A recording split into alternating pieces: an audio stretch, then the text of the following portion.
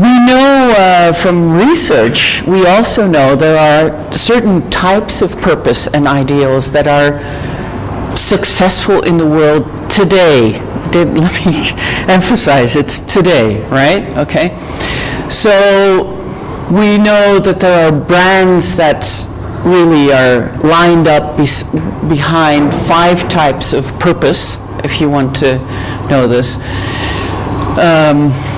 We talk about eliciting joy,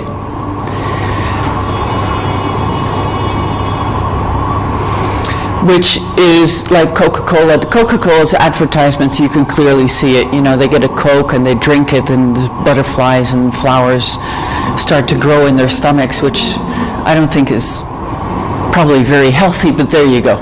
But it elicits joy, right? And it's all their whole branding is based on that one kind of purpose they want to bring in life.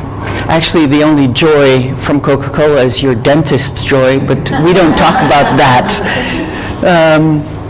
The other purpose or brand or ideal that's really prevalent in the world today is enabling connection. And I think that's one of the purposes that will grow, hopefully, because I think that's the one thing we do really need as well. And you have people like FedEx based. Starbucks is a really interesting example, one of my heroes really, because does anyone know the original purpose of Starbucks? Anyone? No. Free trade coffee? Excuse me? Free trade coffee, like from the oils? Yeah, that came later. Actually, the first thing, and it had to do with his childhood, which was really interesting. He said, I want to create a home between home and work. And that's why, you know, the first Starbucks were really as if you were walking into someone's living room. Wonderful, you know. Yes, it felt like home away from home, certainly for a traveler like me. At a certain moment in 2015, there was a Starbucks being opened every 6 minutes. Can you imagine that? Every 6 minutes, a new Starbucks. And that's why this guy is my hero.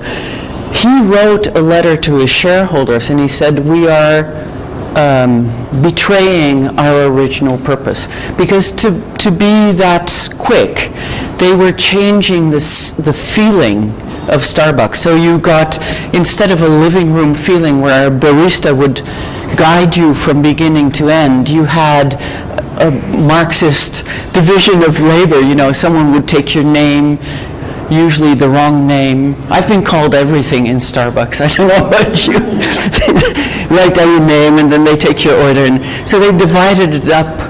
They made the counters much higher so that the people could work better, but it meant that you had less contact with your barista.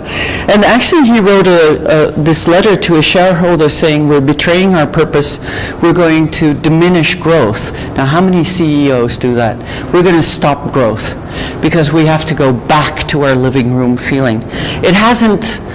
It hasn't happened in all of the world yet, but I know in his original Starbucks, they've reverted back to this living room feeling. And that's really the enabling connection part of it.